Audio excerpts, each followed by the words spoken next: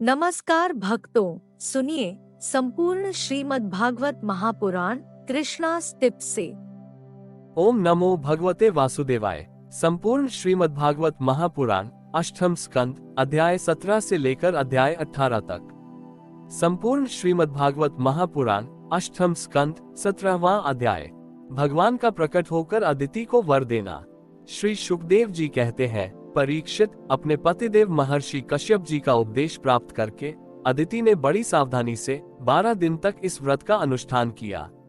बुद्धि को सारथी बनाकर मन की लगाम से उसने इंद्रिय रूप दुष्ट घोड़ों को अपने वश में कर लिया और एक निष्ठ बुद्धि से वो पुरुषोत्तम भगवान का चिंतन करती रही। उसने एकाग्र बुद्धि से अपने मन को सर्वात्मा भगवान वासुदेव में पूर्ण रूप से लगाकर प्रियोव्रत का अनुष्ठान किया। तब पुरुषोत्तम भगवान उसके सामने प्रकट हुए। परीक्षित, वे पीतांबर धारण किए हुए थे, 4 भुजाएं थीं और शंख चक्र गदा लिए हुए थे। अपने नेत्रों के सामने भगवान को सहसा प्रकट हुए देख अदिति सादर उठ खड़ी हुई और फिर प्रेम से विह्वल होकर उसने पृथ्वी पर लौटकर उन्हें दंडवत प्रणाम किया। फिर उठकर हाथ जोड़ भगवान की स्तुति करने की चेष्टा की, परंतु नेत्रों में आनंद के आंसू उमड़ आए, उससे बोला न गया। सारा शरीर पुलकित हो रहा था, दर्शन के आनंदोल्लास से उसके अंगों में कंप होने लगा था। वह चुपचाप खड़ी रही। परीक्षित, देवी अदिति अपने प्रेम पूर्ण नेत्रों से लक्ष्मीपति, विश्वपति, यज्ञेश्वर भगवान को इस प्रकार देख रही थी मानो वह उन्हें पी जाएगी। फिर बड़े प्रेम से गदगद वाणी से धीरे धीरे उसने भगवान की स्तुति की। अदिति ने कहा, आप यज्ञ के स्वामी हैं और स्वयं यज्ञ भी आप ही हैं। अच्युत, आपके चरण कमलों का आश्रय लेकर लोग भव सागर से तर जाते हैं। आपके यश कीर्तन का श्रवण भी संसार से तारने वाला है। आपके नामों के श्रवण मात्र से ही कल्याण हो जाता है। आदि पुरुष जो आपकी शरण में आ जाता है उसकी सारी विपत्तियों का आप नाश कर देते हैं। भगवान, आप दीनों के स्वामी हैं। आप हमारा कल्याण कीजिए। आप विश्व की उत्पत्ति, स्थिति और प्रलय के कारण हैं और विश्व रूप भी आप ही हैं। अनंत होने पर भी स्वच्छंदता से आप अनेक शक्ति और गुणों को स्वीकार कर लेते हैं। आप सदा अपने स्वरूप में ही स्थित रहते हैं। नित्य निरंतर बढ़ते हुए पूर्ण बोध के द्वारा आप हृदय के अंधकार को नष्ट करते हैं। भगवान, मैं आपको नमस्कार करती हूँ। प्रभु अनंत, जब आप प्रसन्न हो जाते हैं तब मनुष्यों को ब्रह्मा जी की दीर्घ आयु, उनके ही समान दिव्य शरीर, प्रत्येक अभीष्ट वस्तु, अतुलित धन, स्वर्ग, पृथ्वी, पाताल, योग की समस्त सिद्धियां, अर्थ, धर्म, काम रूप त्रिवर्ग और केवल ज्ञान तक प्राप्त हो जाता है। फिर शत्रुओं पर विजय प्राप्त करना आदि जो छोटी छोटी कामनाएं हैं, उनके संबंध में तो कहना ही क्या है। श्री सुखदेव जी कहते हैं, परीक्षित, जब अदिति ने इस प्रकार कमल नयन भगवान की स्तुति की तब समस्त प्राणियों के हृदय में उनकी गतिविधि जानने वाले भगवान ने यह बात कही। श्री भगवान ने कहा, देवताओं की जननी अदिति, तुम्हारी चिरकालीन अभिलाषा को मैं जानता हूँ। शत्रुओं ने तुम्हारे पुत्रों की संपत्ति छीन ली है, उन्हें उनके लोक स्वर्ग से खदेड़ दिया है। तुम चाहती हो कि युद्ध में तुम्हारे पुत्र उन मतवाले और बली असुरों को जीतकर विजय लक्ष्मी प्राप्त करें, तब तुम उनके साथ भगवान की उपासना करो। तुम्हारी इच्छा ये भी है कि तुम्हारे इंद्रादि पुत्र जब शत्रुओं को मार डालें, तब तुम उनकी रोती हुई दुखी स्त्रियों को अपनी आंखों से देख सको। अदिति, तुम चाहती हो कि तुम्हारे पुत्र धन और शक्ति से समृद्ध हो जाएं, उनकी कीर्ति और ऐश्वर्य उन्हें फिर से प्राप्त हो जाएं, तथा वे स्वर्ग पर अधिकार जमाकर पूर्ववत विहार करें। परंतु देवी, वे असुर सेनापति इस समय जीते नहीं जा सकते, ऐसा मेरा निश्चय है, क्योंकि ईश्वर और ब्राह्मण इस समय उनके अनुकूल हैं। इस समय उनके साथ यदि लड़ाई छेड़ी जाएगी तो उससे सुख मिलने की आशा नहीं है। फिर भी देवी, तुम्हारे इस व्रत के अनुष्ठान से मैं बहुत प्रसन्न हूँ, इसलिए मुझे इस संबंध में कोई न कोई उपाय सोचना ही पड़ेगा, क्योंकि मेरी आराधना व्यर्थ तो होनी नहीं चाहिए।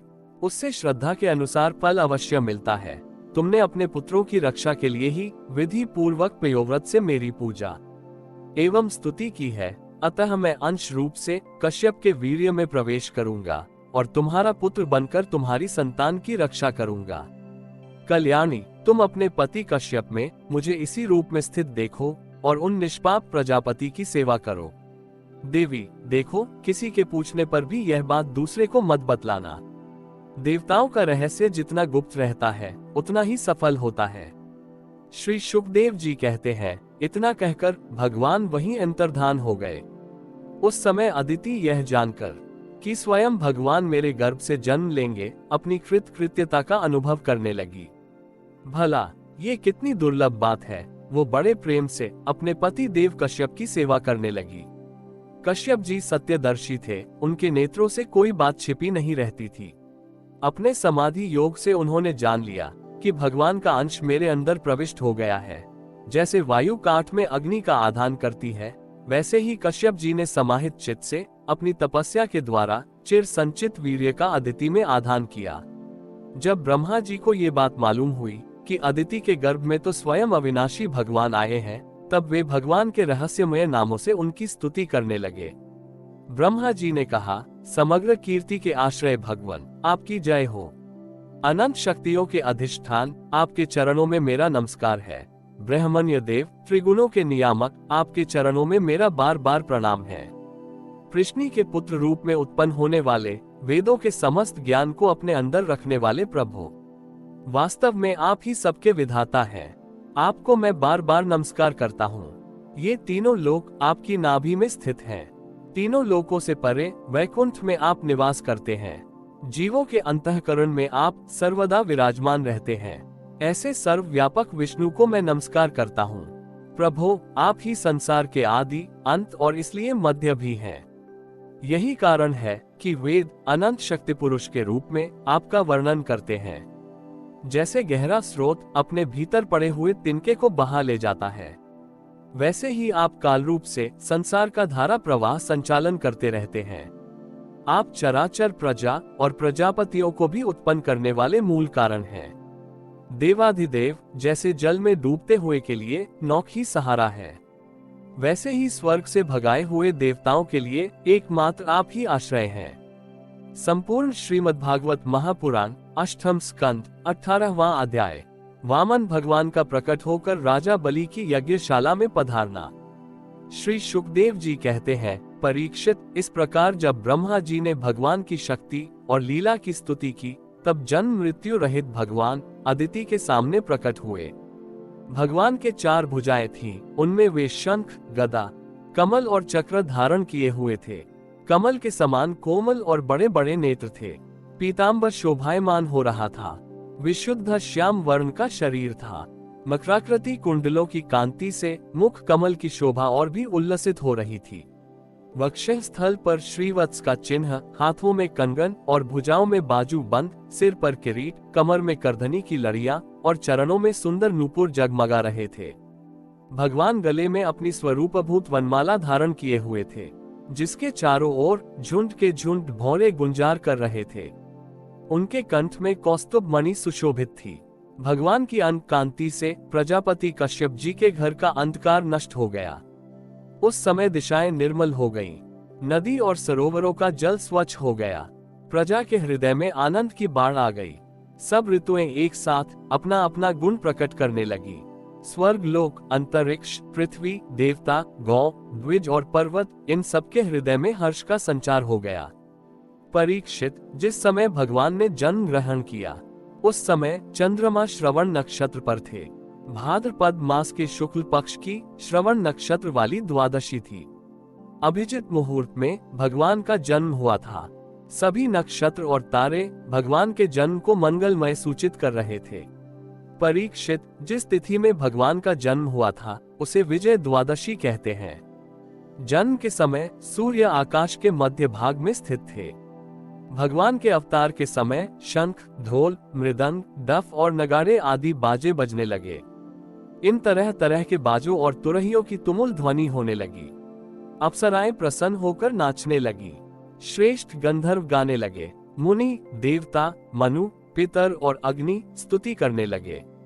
सिद्ध, विद्याधर, किम पुरुष, किन्नर, चारण, यक्ष, राक्षस, पक्षी, मुख्य मुख्य नागगण और देवताओं के अनुचर नाचने, गाने एवं भूरी भूरी प्रशंसा करने लगे तथा उन लोगों ने अदिति के आश्रम को पुष्पों की वर्षा से ढक दिया। जब अदिति ने अपने गर्भ से प्रकट हुए परम पुरुष परमात्मा को देखा तो वह अत्यंत आश्चर्यचकित और परमानंदित हो गई।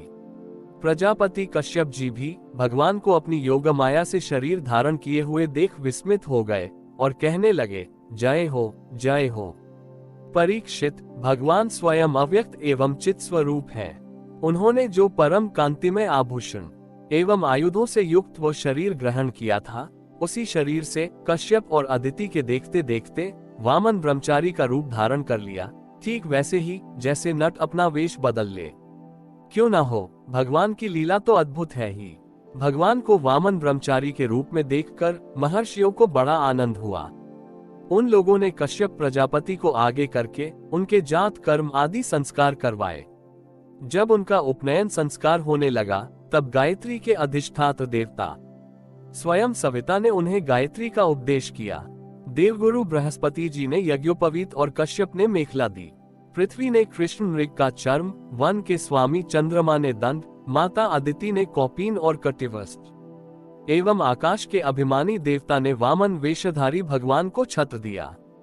परीक्षित, अविनाशी प्रभु को ब्रह्मा जी ने कमंडलू, सप्तर्षियों ने कुश और सरस्वती ने रुद्राक्ष की माला समर्पित की। इस रीति से जब वामन भगवान का उपनयन संस्कार हुआ तब यक्षराज कुबेर ने उनको भिक्षा का पात्र और सती शिरोमणि जगत जननी स्वयं भगवती उमा ने भिक्षा दी। इस प्रकार जब सब लोगों ने वटु वेशधारी भगवान का सम्मान किया तब वे ब्रह्मर्षियों से भरी हुई सभा में अपने ब्रह्मतेज के कारण अत्यंत शोभायमान हुए। इसके बाद भगवान ने स्थापित और प्रज्वलित अग्नि का कुशों से परिसमूहन और परिस्तरण करके पूजा की और समिधाओं से हवन किया। परीक्षित, उसी समय भगवान ने सुना कि सब प्रकार की सामग्रियों से संपन्न यशस्वी बलि भृगु वंशी ब्राह्मणों के आदेशानुसार बहुत से अश्वमेध यज्ञ कर रहे हैं। तब उन्होंने वहां के लिए यात्रा की। भगवान समस्त शक्तियों से युक्त है। उनके चलने के समय उनके भार से पृथ्वी पग पग पर झुकने लगी। नर्मदा नदी के उत्तर तट पर भृगु कच्छ नाम का एक बड़ा सुंदर स्थान है। वहीं बलि के भृगु वंशी ऋत्विज श्रेष्ठ यज्ञ का अनुष्ठान करा रहे थे।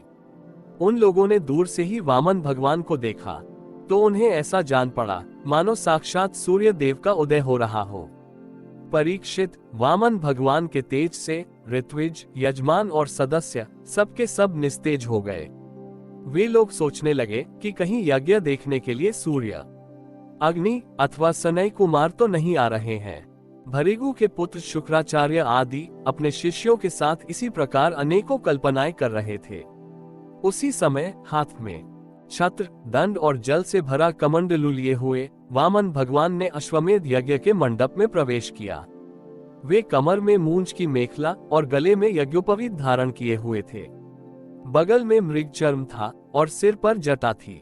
इसी प्रकार बौने ब्राह्मण के वेश में अपनी माया से ब्रह्मचारी बने हुए भगवान ने जब उनके यज्ञ मंडप में प्रवेश किया तब भृगुवंशी ब्राह्मण उन्हें देखकर अपने शिष्यों के साथ उनके तेज से प्रभावित एवं निष्प्रभ हो गए। वे सब के सब अग्नियों के साथ उठ खड़े हुए और उन्होंने वामन भगवान का स्वागत सत्कार किया। भगवान के लघु रूप के अनुरूप सारे अंग छोटे छोटे बड़े ही मनोरम एवं दर्शनीय थे। उन्हें देखकर बलि को बड़ा आनंद हुआ और उन्होंने वामन भगवान को एक उत्तम आसन दिया।